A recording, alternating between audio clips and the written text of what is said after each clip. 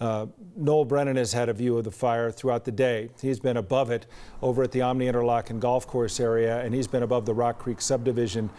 Sadly, that's a situation that has worsened throughout the course of our times that we've checked in with you, Noel.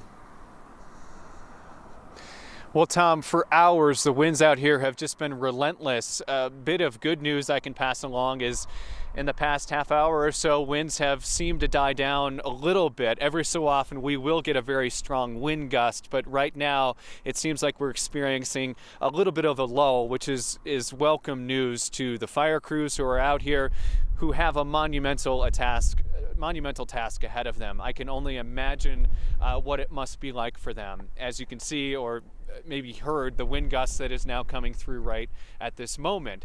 Again, this has kind of been the story that we've been experiencing all afternoon and into the evening hours.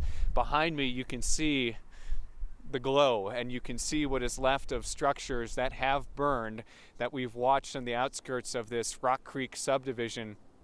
Earlier, it was just that thick plume of smoke that was being driven with those strong winds off to the northeast, and we were hoping that the flames would not reach structures, but sadly we have seen that happen, and we have just been watching these flames continue to shoot up into the sky. What you're looking at is essentially what's left of structures that have burned. We're also seeing trees that have torched. The flames are shooting very high up into the sky. And from our vantage point, being so far away from it, you really can understand the scope of this fire. We're talking, what, 1,600 acres, but again, this is not burning out in the high country in open space. These are, densely populated areas with a whole bunch of homes.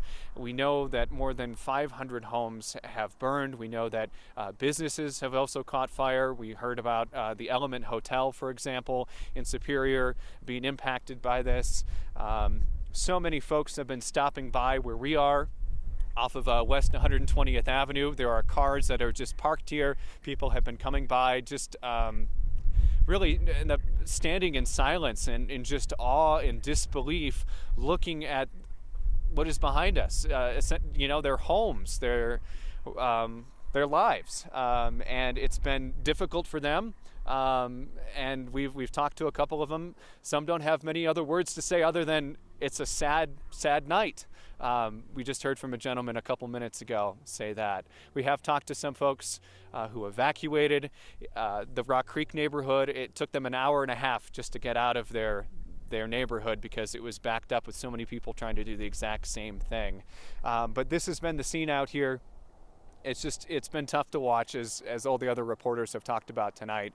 But I guess the one piece of good news is that we are experiencing a little less wind than we have seen in the past several hours. It's not gusting nearly as strong as we've seen it. So let's hope that that is a sign of the rest of the night, because certainly everyone is hoping that will be the case. Yeah, that's the first time that you have talked to us where you haven't heard the wind on your microphone, Noel, because it's been so intense.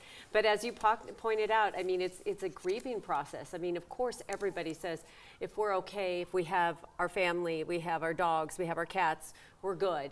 But the things we are most attached to are attached to those people as well in our homes. And home is kind of a sacred place where we feel safe and connected. And I can't imagine how all those people feel right now.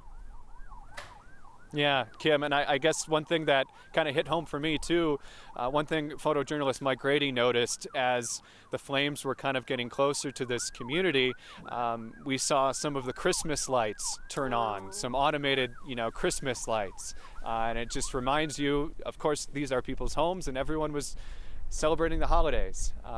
Christmas was 5 days ago. So just a tough reminder that these are people's homes, these are people's lives, and surviving and being safe is what's most important. But you're right. It is so difficult to see a place that you love go up in flames. It's so difficult now because you just think of how this fire has been grinding forward, and it does not appear to have pause. I love that sound, though, that you've just shared with us of the lack of wind. and the opportunity, hopefully, for the fight to begin, because it seems at this point there really hasn't been much of a chance for a fight to start. Give them a chance. Give the fire crews a chance when the wind dies down just a bit.